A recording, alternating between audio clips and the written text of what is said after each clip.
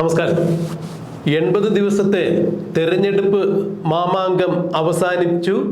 ഇന്ന് തെരഞ്ഞെടുപ്പ് ഫലങ്ങൾ പുറത്ത് വന്നുകൊണ്ടിരിക്കുന്നു. രാവിലെ 8 മണിക്ക് ആരംഭിച്ച കൗണ്ടിംഗ് പുരോഗമിക്കുമ്പോൾ എക്സിറ്റ് പോളുകളെയെല്ലാം കവച്ചു വയ്ക്കുന്ന രീതിയിലാണ് ഇപ്പോൾ ഓരോ ഫലങ്ങളും പുറത്തു വന്നുകൊണ്ടിരിക്കുന്നത്. NDAക്ക് കൃത്യമായ രീതിയിൽ തന്നെ കേന്ദ്രത്തിൽ ഒരു മുന്നേറ്റമുണ്ടാകുമ്പോൾ ഒപ്പത്തിനൊപ്പം തന്നെ ഇന്ത്യ മുന്നണിയും നിൽക്കുന്ന കാഴ്ചയാണ് കാണുന്നത്. എല്ലാ പ്രവചനങ്ങളെയും തൂത്തെറിഞ്ഞുകൊണ്ട് തന്നെയാണ്, അല്ലെങ്കിൽ കാറ്റിൽ പറത്തിക്കൊണ്ട് തന്നെയാണ് ഇന്ത്യ മുന്നണിയും NDAയും ഒപ്പത്തിനൊപ്പം മുന്നേറിക്കൊണ്ടിരിക്കുന്നത്. ഇങ്ങ് കേരളത്തിലും അവസ്ഥ വിഭിന്നമല്ല. കേരളത്തിൽ ഏതാണ്ട് എക്സിറ്റ് പോളുകളെ ശരിവയ്ക്കുന്ന രീതിയിൽ തന്നെയാണ് കാര്യങ്ങൾ മുന്നോട്ട് പോയിക്കൊണ്ടിരിക്കുന്നത്. 16 ഇടങ്ങളിൽ UDF കൃത്യമായ രീതിയിൽ തന്നെ ലീഡ് നിലനിർത്തി മുന്നേറിക്കൊണ്ടിരിക്കുമ്പോൾ അത് പലപ്പോഴും മാറിമറിയുന്നതായി കാണുന്നുണ്ട്. UDF 15, LDF 5 എന്നൊക്കെയാണ് പറഞ്ഞു കേട്ടിരുന്നതെങ്കിലും UDF ഇപ്പോൾ ഒരു 15 സീറ്റെങ്കിലും നിലനിർത്തും. LDF 2 സീറ്റ് നേടാൻ സാധിക്കും. 3 സീറ്റ് BJP നേടും എന്നുള്ള തരത്തിലൊക്കെ തന്നെയാണ് കാര്യങ്ങൾ മുന്നോട്ട് പോയത്. എന്നാൽ തിരുവനന്തപുരത്തും തൃശ്ശൂരും കൃത്യമായി തന്നെ BJP ലീഡ് നിലനിർത്തുമ്പോൾ പത്തനംതിട്ടയിൽ BJPക്ക് പ്രതീക്ഷിച്ചിരുന്ന ലീഡ് കിട്ടുന്നില്ല. അവിടെ ആന്റണി തന്നെ മുന്നേറിക്കൊണ്ടിരിക്കുന്നു. എന്നാൽ കേരളത്തിലെ എല്ലാ വിധ കണക്കുകൂട്ടലുകളും തെറ്റിച്ചുകൊണ്ട് ഇപ്പോൾ തൃശ്ശൂരിൽ വൻപിച്ച മുന്നേറ്റമാണ് സുരേഷ് ഗോപി നടത്തിക്കൊണ്ടിരിക്കുന്നത്.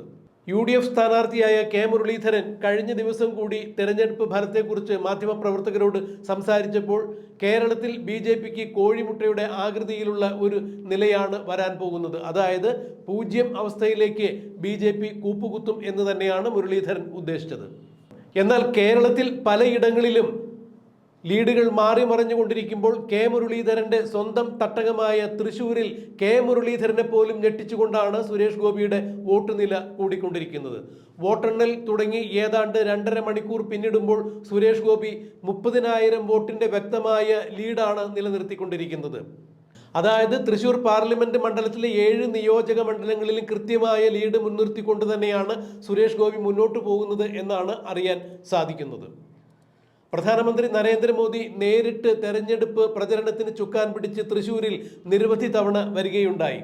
പ്രധാനമന്ത്രി തൃശ്ശൂരിൽ പ്രചരണ പരിപാടികൾക്കായി എത്തുമ്പോഴെല്ലാം സുരേഷ് ഗോപി തൻ്റെ സ്വന്തം സ്ഥാനാർത്ഥിയാണ് എന്ന മട്ടിൽ തന്നെയായിരുന്നു പ്രചരണങ്ങൾക്ക് ചുക്കാൻ പിടിച്ചുകൊണ്ട് മുന്നേറിയിരുന്നത്. പിന്നീട് സുരേഷ് ഗോപിയുടെ മകളുടെ കല്യാണത്തിന് പ്രധാനമന്ത്രി മുത്തച്ഛൻ്റെ സ്ഥാനത്ത് നിന്നുകൊണ്ട് കാർമ്മികത്വം വഹിക്കുന്നത് നമുക്ക് കാണാൻ സാധിച്ചു. ഇതിലൂടെയെല്ലാം പ്രധാനമന്ത്രി കൃത്യമായ സന്ദേശം നൽകുകയായിരുന്നു, സുരേഷ് ഗോപി എൻ്റെ ആൾ തന്നെയാണ്, സുരേഷ് ഗോപിയെ തൃശ്ശൂരിൽ നിന്നും ജയിപ്പിക്കണം, തൃശ്ശൂരിൽ നിന്നും സുരേഷ് ഗോപിയെ പാർലമെന്റിലേക്ക് ആവശ്യമുണ്ട് എന്നുള്ള സന്ദേശം തന്നെയാണ് പ്രധാനമന്ത്രി നൽകിയത്.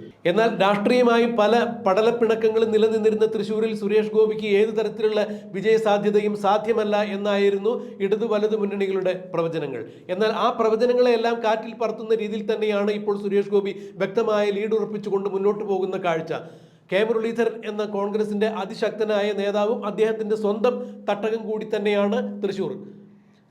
കേരളത്തിന്റെ മുൻ മുഖ്യമന്ത്രിയും ഇന്ത്യയുടെ മുൻ വ്യവസായ വകുപ്പ് മന്ത്രിയുമായിരുന്ന K കരുണാകരന്റെ സ്വന്തം തട്ടകമായ മണ്ഡലത്തിൽ K കരുണാകരന്റെ മകൻ K മുരളീധരൻ മാറ്റുരയ്ക്കാൻ വേണ്ടി ഇറങ്ങുമ്പോൾ തീർച്ചയായും സുരേഷ് ഗോപിയുടെ മുന്നിൽ അടിപതറുന്നുവോ എന്നുള്ള കാഴ്ചയാണ് കാണാൻ സാധിക്കുന്നത്.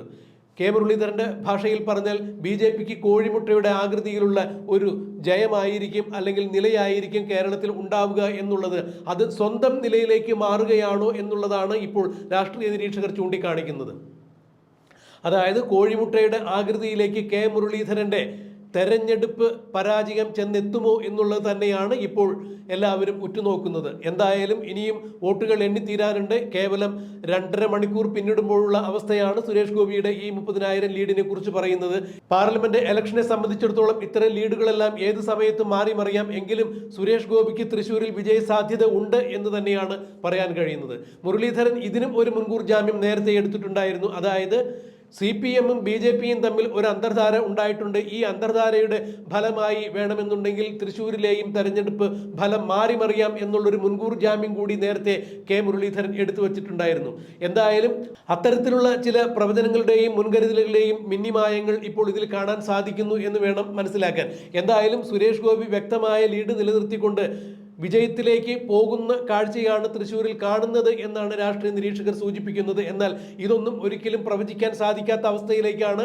ഇനിയും വോട്ടുകൾ എണ്ണിത്തീരാനുണ്ട്. അപ്പോൾ എന്തായിരിക്കും ഗതി എന്നുള്ളത് പറയാൻ സാധിക്കില്ല. എങ്കിലും ഈ സമയത്ത്, അതായത് വോട്ടെണ്ണൽ തുടങ്ങി ഒരു 2.5 മണിക്കൂറിന് ശേഷവും സുരേഷ് ഗോപി വ്യക്തമായ ലീഡ് മുൻനിർത്തിക്കൊണ്ട് പോകുന്നു എന്ന് പറയുമ്പോൾ സുരേഷ് ഗോപി ഒരുപക്ഷെ വിജയത്തിലേക്ക് തന്നെ നീങ്ങുന്നു എന്ന് തന്നെയാണ് അറിയാൻ സാധിക്കുന്നത്. സുരേഷ് ഗോപി തൃശ്ശൂരിൽ നിന്നും ജയിക്കുകയാണെങ്കിൽ കേന്ദ്രത്തിൽ മന്ത്രിയായിരിക്കും എന്നുള്ള അഭ്യൂഹങ്ങളെല്ലാം ഉയർന്നു കേൾക്കുന്നുണ്ട്. എന്തായാലും തൃശ്ശൂർ നിവാസികൾ സുരേഷ് ഗോപിയെ ചേർത്ത് പിടിക്കുമോ, അതോ അവസാന റൗണ്ടിൽ വോട്ടെണ്ണി കഴിയുമ്പോൾ അവസാന ലാപ്പിൽ കെ മുരളീധരൻ തന്നെ വിജയം നേടുമോ, അഥവാ LDFിന്റെ കരുത്തനായ സ്ഥാനാർത്ഥിയും മുൻ കൃഷി വകുപ്പ് മന്ത്രിയുമായിരുന്ന CPIയുടെ സുനിൽകുമാർ ജയിച്ചു കയറി വരുമോ എന്നുള്ളതെല്ലാം നമുക്ക് കണ്ടറിയേണ്ടത് തന്നെയാണ്. എന്തായാലും ശക്തിയേറിയ വാശിയേറിയ പോരാട്ടമാണ് തൃശ്ശൂരിൽ നടന്നത്, ശക്തിയേറിയ ത്രികോണ മത്സരമാണ് തൃശ്ശൂരിൽ നടന്നത് എന്നാണ് ഇപ്പോൾ ഈ സമയം വരെയുള്ള വോട്ടെണ്ണലിൽ നിന്ന് മനസ്സിലാകുന്നത്. എന്നാൽ സുരേഷ് ഗോപി വ്യക്തമായ ലീഡ് നിലനിർത്തിക്കൊണ്ട് മുന്നേറുന്ന കാഴ്ചയാണ് കാണാൻ സാധിക്കുന്നത്. വരും മണിക്കൂറുകളിൽ ഇതിന്റെ വിശദമായ വിവരങ്ങൾ നമുക്കറിയാൻ സാധിക്കും.